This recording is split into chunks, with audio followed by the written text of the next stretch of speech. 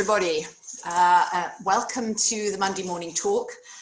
This morning it's on Chinese medicine, its history and role in the 21st century, and I'm delighted to introduce Tess Lugos to you.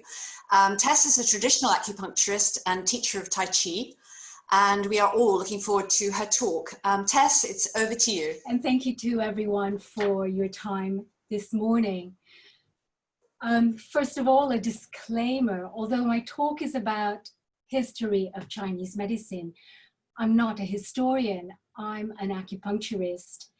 And my interest in the history of this medicine really derives from the fact that it's such a strange, fundamentally different way of looking at the disease and the body, very different from Western medicine.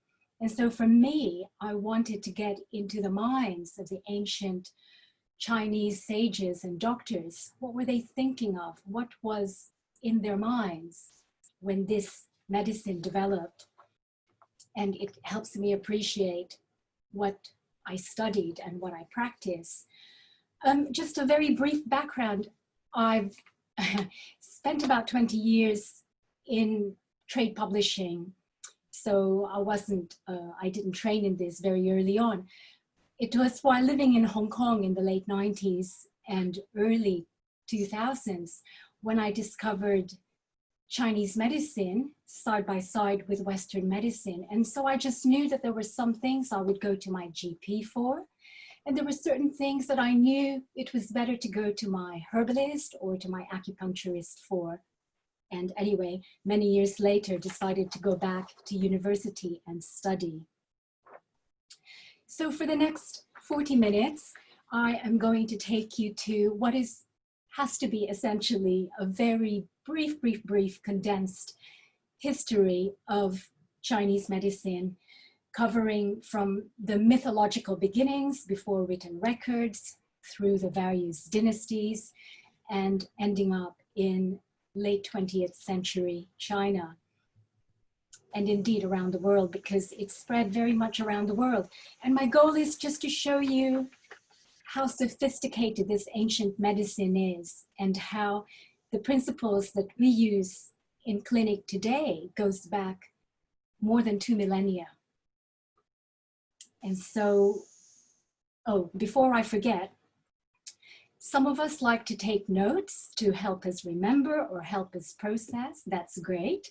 But if you'd rather just sit back and relax and listen, I have put together at the end 3 pages of notes. It's a table actually with dates, the dynasties that I cover, and what was going on in those different eras, just so you don't have to worry about taking notes. So just sit back and relax.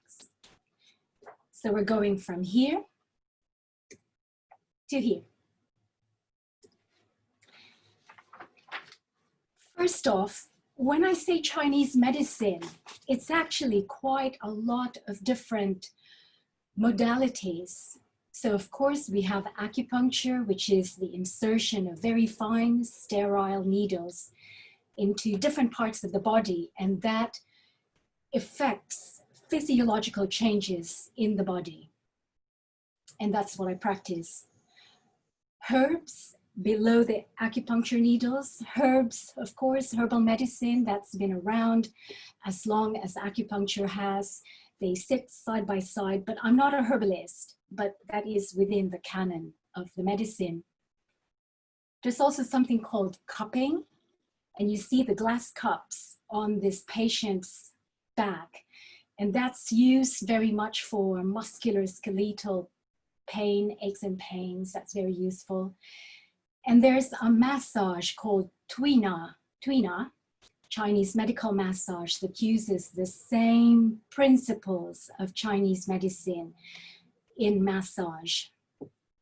And then also within the same family of Chinese medicine is Tai Chi or Qigong, which are internal exercises, very much about cultivating health, circulating blood and qi. And I understand that U3A in your chapter has an active Qigong group. So let's start from the beginning. 3 sovereigns and 5 emperors is what we call this era, the mythological beginnings, before we had any written records. And I'm going to start with the most famous writing on acupuncture and Chinese medicine called The Yellow Emperor's Classic of Internal Medicine, Wang de Jing. And this is the Yellow Emperor, Wang Di. Wang, yellow, Di is emperor or deity. And he was one of the 3 sovereigns, the 3 gods, deities. And here they are, who gave gifts to the Chinese people. Wang Di at the bottom left. Wang Di gave the gift of Chinese medicine, of course. Shenong on top was the god of agriculture, and he gave the gift of herbal medicine, herbs and medicine. Fuxi was the god of fishing and hunting. And so we fast forward to Shang Dynasty, which arose along the Yellow River, Huang, Yellow River, Huanghe. And you see on this map, the area in light yellow is present-day China, and the area in dark yellow is the area of the Shang Empire.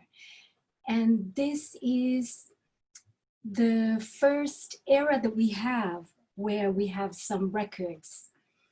It was mainly an agricultural, and they had animal husbandry, but agricultural civilization advanced in some ways, but also they had, for example, they knew how to cast bronze, and they used chariots, for example. It was called the Bronze Age of China. Pardon me. What we know about this time, well, it was the first Chinese state for which, like I mentioned, we have written records. And what we know from this time, we derive from what we call oracle bones, which are the bones of animals like tortoiseshell, like the one that we see here. And also they used the shoulder blades of oxen. And they had inscriptions on them, which gave us information about a wide range of subjects: medicine, of course, religion, politics, astronomy. So someone from the Shang Dynasty, their worldview would have been that the dead and the living influenced each other, but were also dependent on each other. We know that sacrificial feasts were held to honor and to appease the ancestors. We have inscriptions on vessels that showed which family group made that sacrifice and which ancestors the sacrifice was directed to. If someone got sick, they thought the cause of disease was one of 3 things: the curse of your ancestors, evil wind, and even snow. And of those 3, the most important was the curse of your ancestors. And who do you go to when this happens? You go to the shamans, which I show here, Wu, W-U.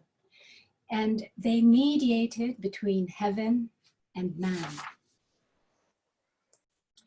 So we see that up to today, this relationship with ancestors, worship of ancestors continues today. And this is a photo of a festival, a Chinese festival called Qingming, clear and bright. And one day in the year, in spring, usually April 4th or April 5th, families gather, they go to the cemeteries, and they make offerings like of food and incense and candles. So Di, as in Wang Di, who is the supreme or divine ancestor, provided the living with good things like good harvest or success in the battlefield. And the king, the ruler on earth, was thought to have special connection with the Di. Now hold that thought, because in the Zhou dynasty, the following dynasty, and it was a feudal society, But what happened was you had this shift from worship of Di, worship of the ancestor in heaven, to Tian, heaven or sky. And you see these two characters. One is the old style character and the other one to the right is the new style character for heaven. So Tian means the ruler has the mandate of heaven. And rulers had the right to rule as long as they had this. And if they were poor rulers or despotic rulers, they could lose the mandate of heaven. So they had to be good rulers. The Zhou dynasty was a time of constant wars. Central power was weak. And you see this time and again through Chinese history. Periods of wars and complete chaos to long periods of prosperity. And that comes time and again. Although there were constant wars at this time, there was also a flowering of thought. And there was a period called, something called 100 schools of thought that came about when various different philosophies came about. Confucianism, and this is Confucian we see right here. Buddhism, legalism, Mohism, something called school of Yin and Yang. And of all of these different schools, 3 emerged and became very important, not just for Chinese culture, but for Chinese medicine. And those 3 were Confucianism, Taoism, and Buddhism. Confucianism provided broad models for social cultivation and social development. It placed great importance in order, in hierarchy, where you are in society. So for example, the ruler, the Di, the emperor, had to be a good ruler, and that's his mandate of heaven rested on that, for example. The other philosophy is Taoism, and it came from the teachings of Lao Tzu, this man that we see. And at the end of his life, towards the end of his life, he compiled his teachings into a very important book called Dao de Jing.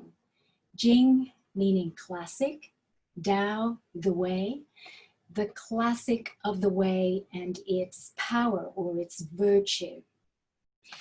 And Dao de Jing presents a concept that is really difficult to grasp.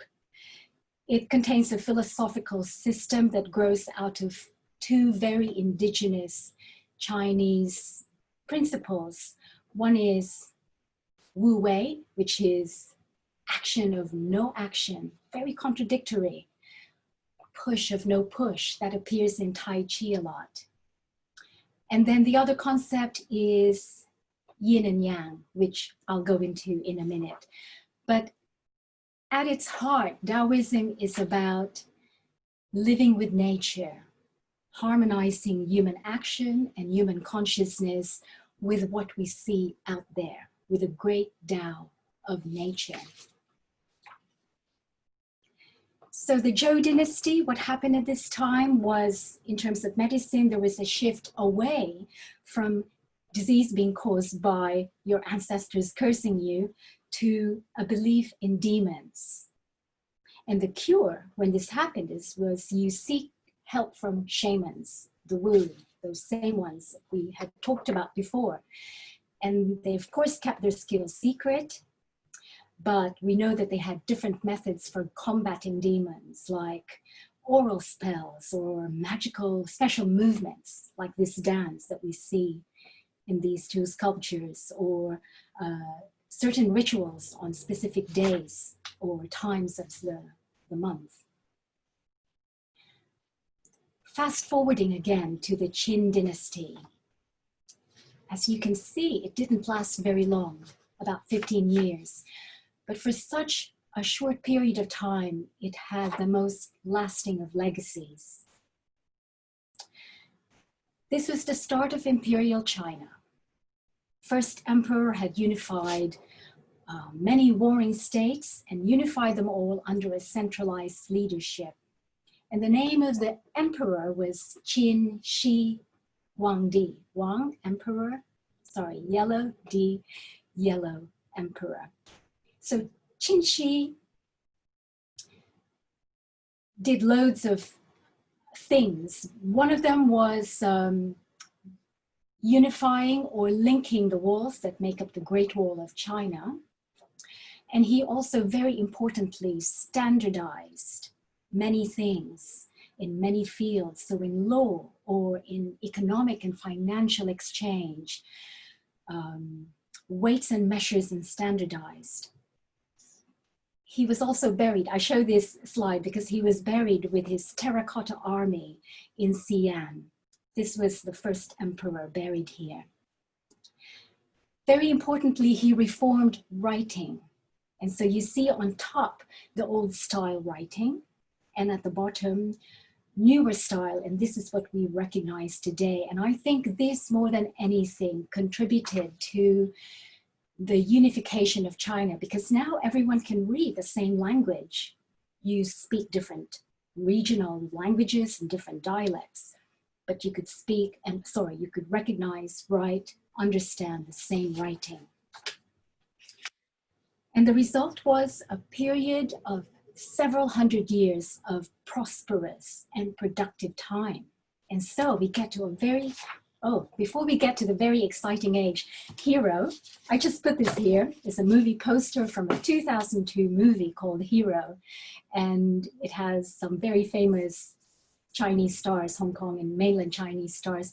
But I put this here because the hero, the guy in black, he was sent to assassinate he wasn't emperor yet, he was the king at the time, the first emperor of China. Anyway, if you get a chance to watch it, it's wonderful and gives you a flavor for that time. But we move on to Han Dynasty, the first durable state governing the Chinese heartland. This was the golden age of China, the first golden age. I show Confucius here because the state became officially a Confucian state. And Confucianism became dominant philosophy until, in fact, the last empire, which finished in 1911. And this provided the bureaucratic apparatus to run such a giant country. And Confucianism was very much about a just ruler, a good ruler, and your order in society.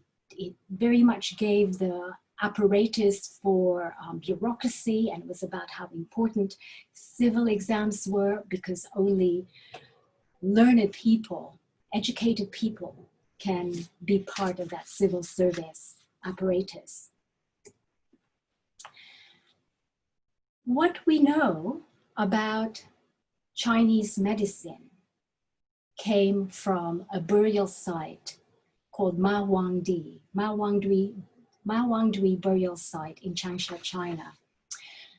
Remember the first emperor that I talked about? Well, one of the things he did was he burned lots of books. So actually, when this site was excavated in the early 70s, archaeologists discovered all of these wonderful books and also about Chinese medicine. So a lot of what we know now up to this time came from this very important site. But what I love about that site is this silk painting that depicts different figures in different poses of exercise.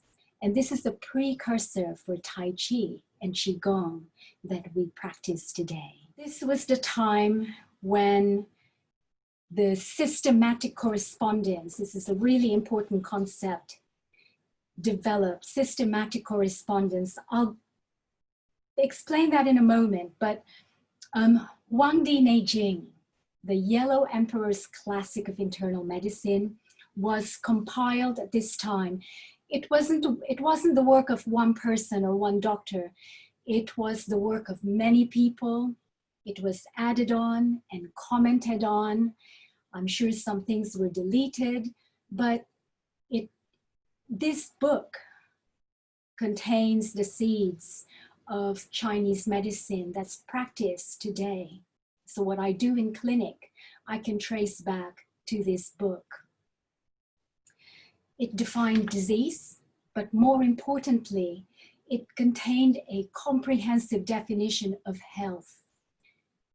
And so this classic of internal medicine focused on the spiritual, the emotional, psychological, and philosophical aspects of disease and health and well-being.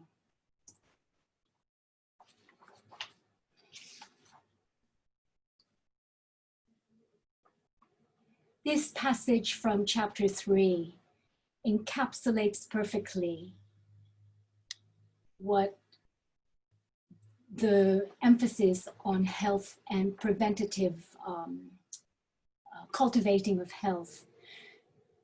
And a good doctor treated their patients before they get sick. And it likened a doctor who treated people who were already sick as the same as warriors who were just starting to forge their weapons as they were already engaged in battle. It's too late. And for me, that's the beauty of Chinese medicine. So knowledge of acupuncture and the use of needles, the acupuncture points, the interconnected system of channels, that is the hallmark of Chinese medicine. It emerged in the 202nd century before Christ. And I'm going to show you something that you might recognize if you go into your Chinese medicine practitioner's clinic. It is something called 5 elements or 5 faces. And this is an example when I talked about systematic correspondence. The ancient sages recognized, they looked outside in nature and made correspondences or connections between what was going out there and what was going on inside the body. So take fire. Fire is connected with summer, the color red, and within the body, it is connected with the heart, small intestine, something called 3-heater, triple burner, pericardium.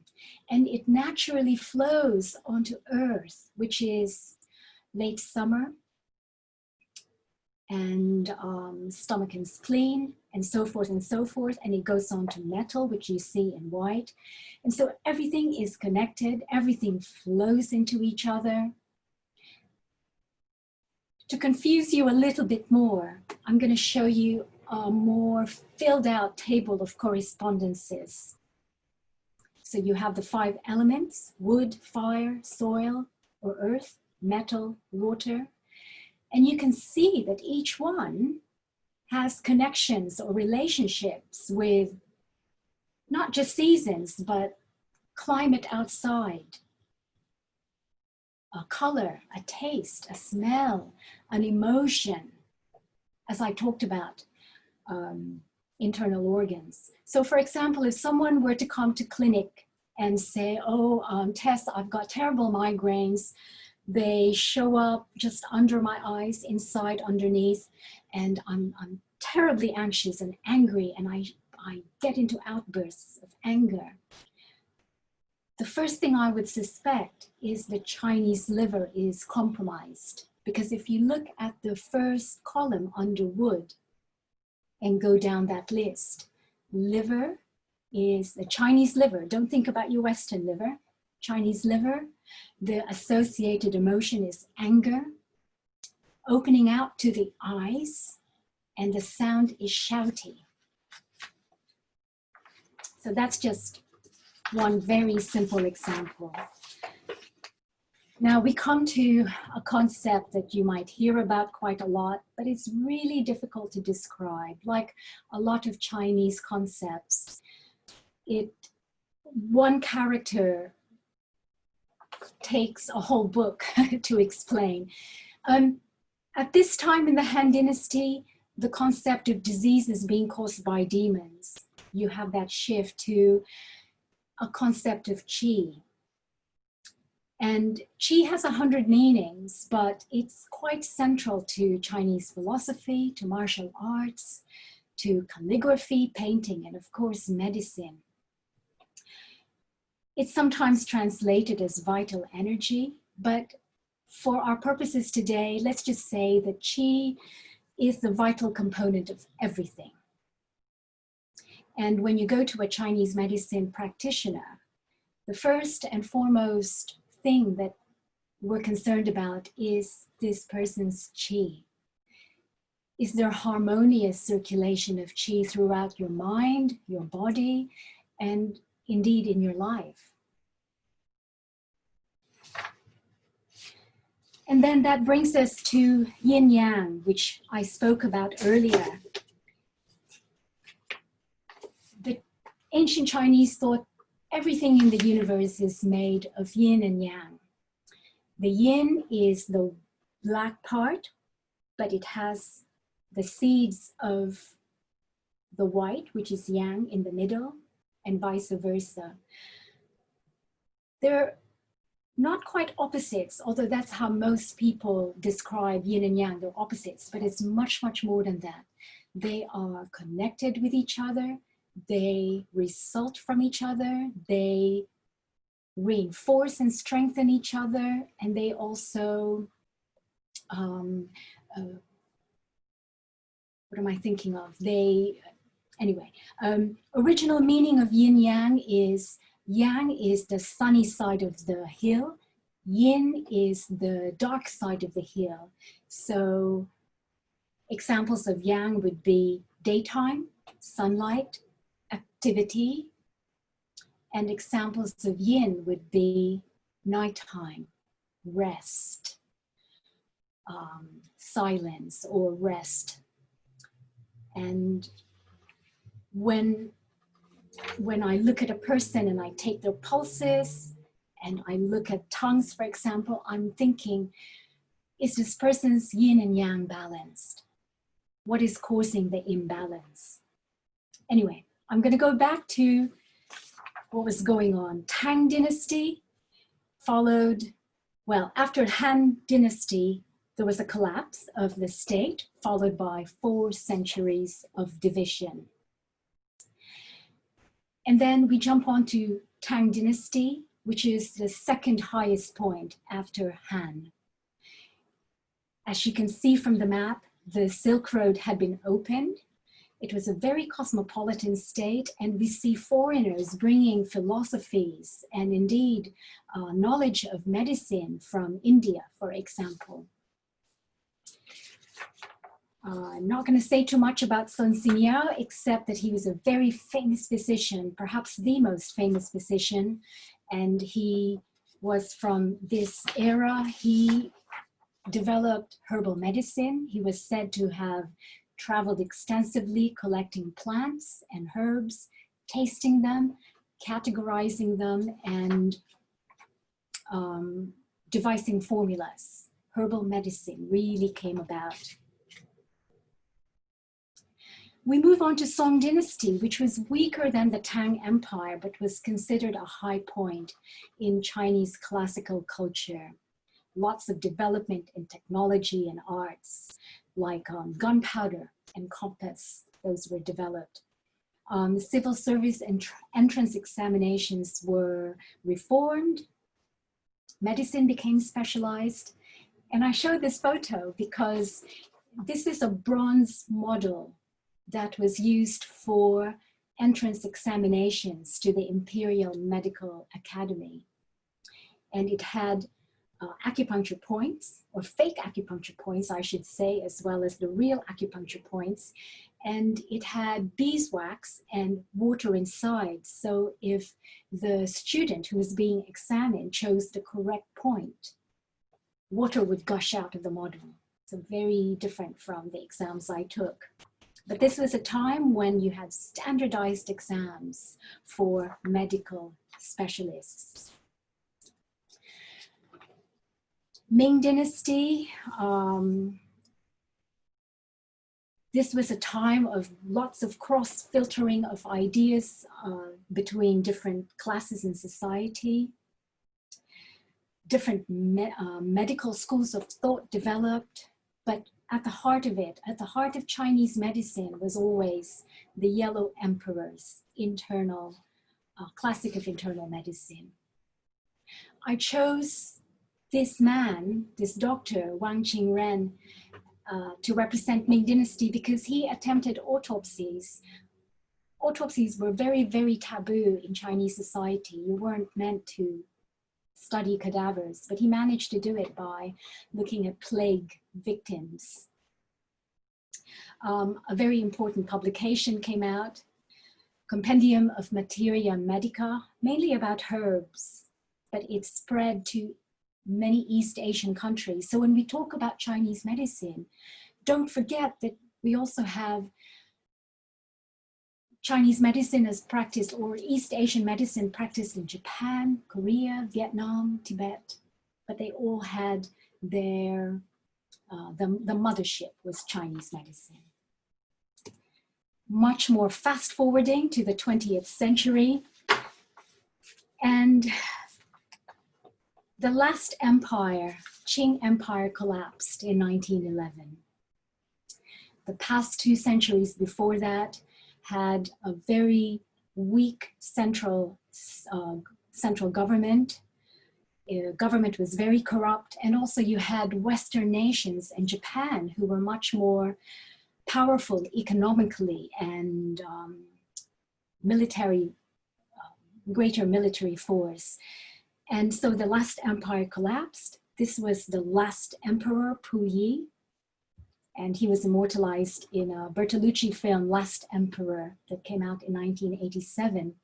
Now, at this time, Chinese medicine was sidelined because Western medicine was seen as something that was more modern, more technologically advanced.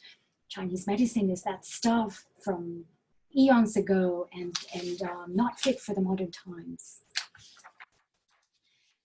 Anyway, what followed was, of course, the communists came into power in 1949. Nationalists fled to Taiwan. So communists came to power, and you had 500 million plus people who were desperately poor. The government had no money.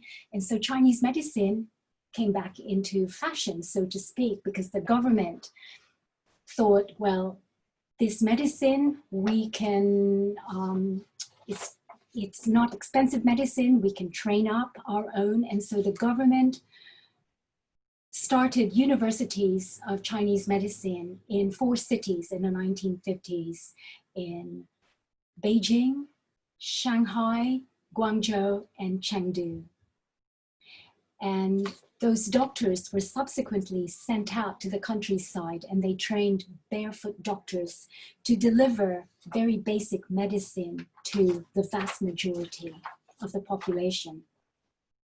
This is my last slide. This is a professor, Dr. Wang Juyi, pardon me, and his work very much influenced what I do in clinic today. But more importantly, he perfectly shows the development of Chinese medicine in the late 20th century. So he graduated from Beijing University of Chinese Medicine in 1956. And it was the first cohort that graduated. He was subsequently sent out to the countryside. And indeed, this is one of the photos of his cohort of barefoot doctors. Dr. Wang, lectured and taught widely within China and outside China. And he brought it back to classical medicine. He brought it back to the classics like the Yellow Emperor's Classic and other important works like that. I also just want to say that at this time, when we have all of this technology, we're using modern diagnostic technology, for example, and research to find out what exactly is going on in Chinese medicine. So for example, we think research shows that acupuncture points and the channels of energy actually exist along the planes of the fascia, or the connective tissue, which runs all throughout the body. And with that, I hope after this whistle-stop tour of the various eras in Chinese history, I hope I've given you an idea of the richness of Chinese medicine and given you a starting point for further exploration. These are 3 pages that you can take a photo of now. First one. I can also send it to you if you like. This is the second page, from the Han to the Song Dynasty. And then the last page. And finally, just a few recommended books to read if you were interested. All of them not terribly technical, but all very, very good. Very well-written books, and explains Chinese medicine to a non-Chinese audience.